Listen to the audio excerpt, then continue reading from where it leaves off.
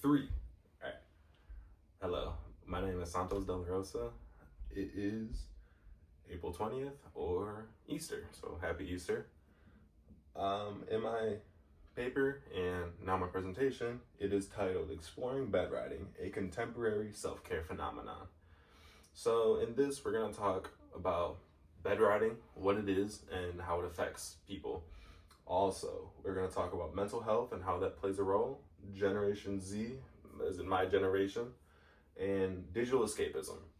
So, quick, just for the definitions, bedriding is the act or activity of doing a very low maintenance activity. So, laying in bed and doing that for elongated periods of time, and that depends on the person itself, but that could be hours to days, even weeks on end, and of doing low heart rate activities. So just stay in bed all day. Everyone needs a lazy day here and there, but with bed riding, it takes it to that next level where, it makes you wonder, it makes you wonder about depression, anxiety, other mental issues. So that's why I put mental health in there as well. As many know, with the younger generation, it seems that mental health is always talked about and it's on the forefront, which I think is really good because I feel like in past generations, a lot of things were brushed off or, rub some dirt in it, you'll be all right.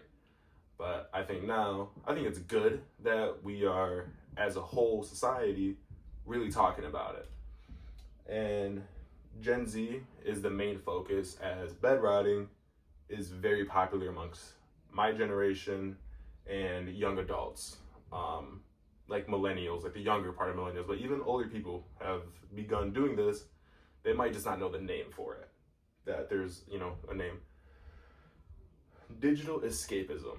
So what that is using technology to escape the real world, whether that's video games, entertainment like movies, music, what else? Social media, obviously. Yes, that's a big one, social media.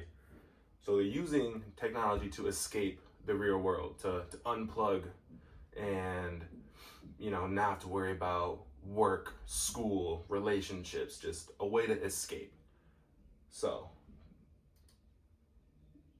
like I talked about a little bit with bedriding, popularity, very popular, and the term bedriding I feel like it's always been around in my generation. I feel like I've always heard it, but many sources say it started on TikTok. That's where the popularity came from. And we're gonna talk about more the trend of, is it self-care or is it something deeper? So I feel like with older generations, they talk a lot about the hustle mentality. Get up early bird gets the worm. Get up and go make your day. Get up early, go to the gym before work or before school and everything. That hustle. Never stop, always on the move, always on the grind. And I think my parents. My dad is the epitome of that. I feel like he's a car salesman. He's always on the road, always going, no matter what. You can't stop him. And I think that plays a huge role in this.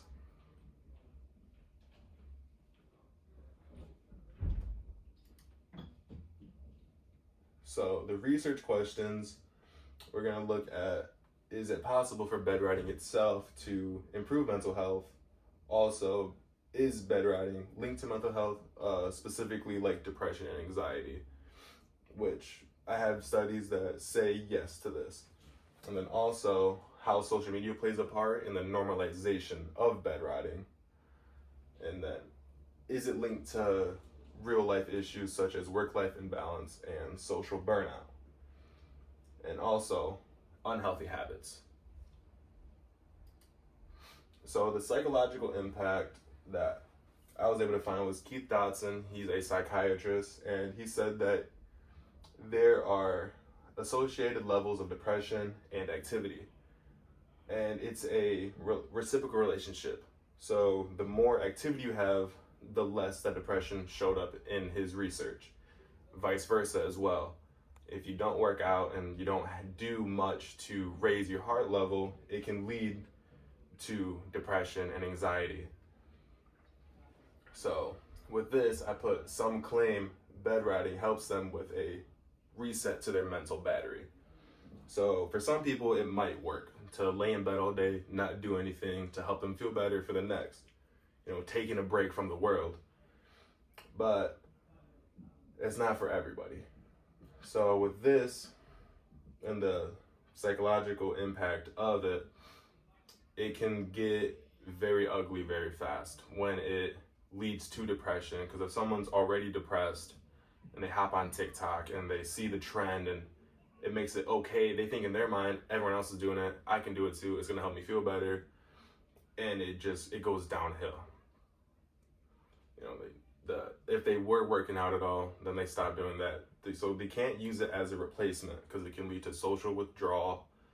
If they already have social burnout and already don't feel like they fit in, and then they discover the normalization of bed riding, it can make them spiral even more, which we don't want. So the social media impact of this, many say that bed riding, the trend itself, started on TikTok, and the memes about it and everything else, it made it seem, so creates its own trends and legitimizes itself. So the trend itself started on TikTok, and then it grew on TikTok to millions of views. And so I said it's like TikTok itself is the store and the customer. It makes what it wants and it takes it as well. So I put this as well. So is it intentional rest or is it passive avoidance? And what I meant by this was, did you lay down knowing, all right, man, I need an extra hour or two of sleep tonight and we're good? Or are you avoiding something and that's why you're bed riding? Are you avoiding work, avoiding responsibilities, avoiding a social event? Whatever it is, you don't want to use bed riding to avoid that. So right here, we're gonna click on this link real quick. This link was a TikTok I found, which was perfect timing for my for the presentation. So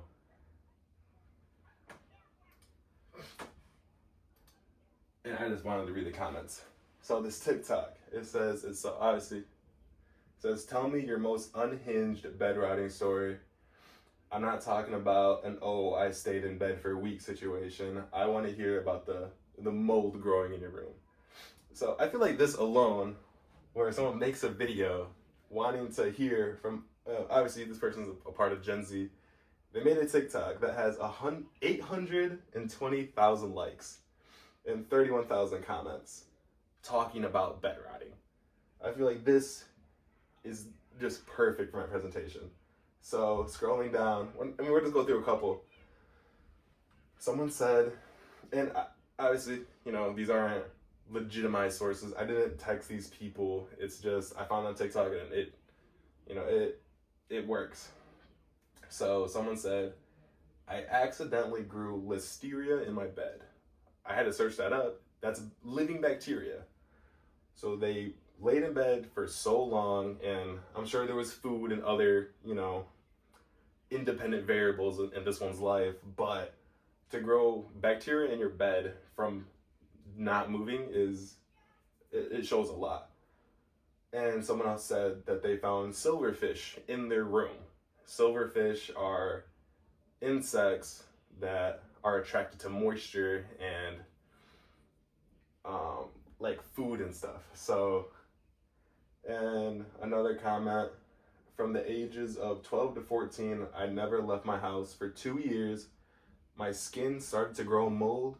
I had a bowl of silverfish. I slept from 8 a.m. I slept at 8 a.m. to 7 p.m. My room was technically labeled as a biohazard, so we had to move. That's in it. 150,000 likes. I think that, it's really sad. It's kind of funny of how popular it got, but there's very real things here, and it's really distressing. Someone said the comments really show how mental health isn't taken serious enough. Oh shit. Oh no. it isn't taken serious enough. I'm so sorry, everyone. I hope you're all doing better. So, some people, reading these, and some people, it's not funny, but you know what? Maybe I'm healthy actually. So, as you read these, thinking, I'm such a bad spot, and you see how bad it can really get, and you realize, okay, maybe it could be worse.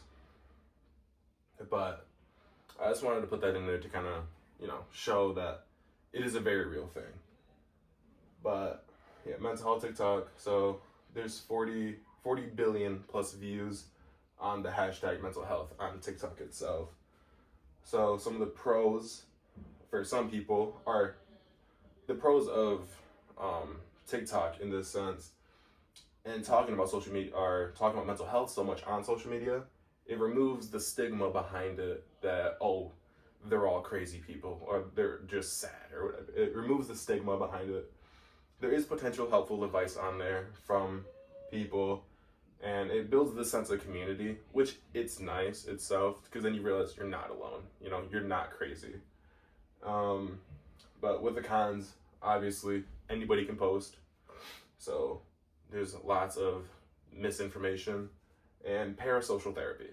So just because someone goes on there and says, I was struggling with mental health and I started this treatment or this thing and it worked, someone might see that and think, oh, it worked for them, it's gonna work for me.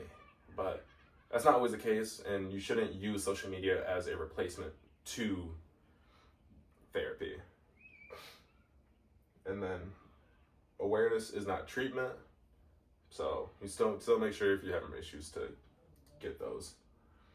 So like I mentioned earlier, with the Gen Z has changed from the hustle mindset, and they view like resting and relaxation is very big and very important with the work-life balance, and people want to do what they want, like what makes them happy, right? And for some it's bed rotting, which everyone has their things. And remote workers, I talk about this more in my essay, but remote workers admitted to bed rotting on the clock. So, they work their 9 to 5 from the house, but they've admitted to laying in bed, during that time, getting paid from a company, and they're doing nothing with that time. Which, take it how you is, but I don't think that's okay. And another thing, the economical pressures. So with, the economy being so rough and the housing prices going up, many people in Gen Z feel like they're never going to get ahead. They're never going to break away and be able to move out. And everyone has their situations, but that leads to a bigger topic of mental health and how they challenge that. And so many, obviously, they bed rot, which is why we're talking about it today. So the long-term risks of bed rotting. So obviously, if you're laying in bed all day, your body likes to move and it has a system. So if you lay in bed all day, you can confuse your brain and it messes when you should be sleeping and should be awake, because normally your mind associates a bed with sleep, but if you just lay in your bed all day, it doesn't know what to do. 25% of the participants in a survey said their sleep quality actually worsened when they bed rotted consistently. And another 21% said that they also experienced negative effects on their mental health, so maybe their anxiety got worse, their depression got worse, that kind of stuff. Lack of purpose. So if you lay in bed all day and you're on social media, you can get lost in just scrolling, that sometimes you forget you lack your own purpose. You struggle to find a reason to get out of bed, to stop bed rotting. So it's important to have a purpose behind and make sure you have a reason to get up every day, whether it's school, work, gym. Give yourself something to chase. Set a goal. Potential weakness from exercising. So obviously you laying in bed, you're not using your muscles, you're not using them. You don't use them, you lose them. So if you're not actively working out or trying to improve your physical health, it's gonna deteriorate. You have to take care of yourself. Your body's a machine. So, summary, bed riding, it may work for some, in the beginning. With reason, it could work, but it destroys others. Can't get out of bed. They, lose, motor functions, if they're not using their limbs, get weak. Digital escapism, digital culture has a heavy influence on Gen Z's coping mechanisms. Very true. So obviously the culture built on specifically TikTok, it influences Gen Z, and because if they see this video, if they see multiple videos on their feed, and everyone's saying it's okay to do this or do that, it's okay to lay in bed all day, they're gonna think that, and they're gonna be like, it's okay to do this, and it can push them into a deeper hole. Digital comfort versus digital delusion. Again, kind of what I just said. It's okay to find comfort in watching funny videos all day and sitting on your phone watching TikToks, but don't use it. Don't get lost. Don't get lost in that. Rebellion, like I kind of mentioned earlier, with the shift of the cultural or the generational mindset, some see it as almost rebelling against, the bigger man, staying in bed, doing what they want to do, riding away. Final thoughts. Everyone needs a lazy day. It happens. Me, you, everybody, you need a lazy day. You can't go 24/7, but don't abuse it. A lazy day here or there, it's fine, but if you get out of work, straight to bed, and you don't do anything, or you're taking multiple days off, it can lead to issues at work, at school, missing assignments, everything. So don't abuse it, because it can spiral society, stress, and self-worth.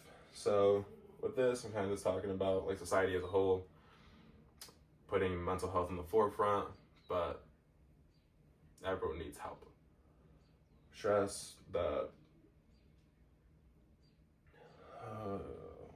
stress.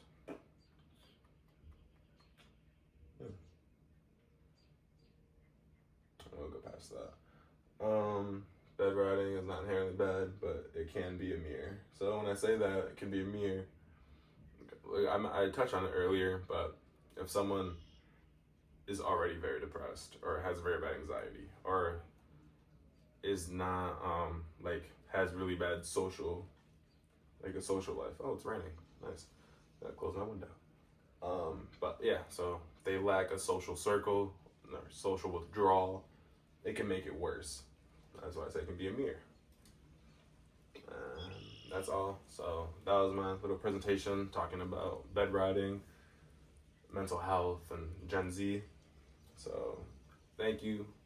It was a lot of fun researching this, and I feel like I put a lot of my own personal experience with it.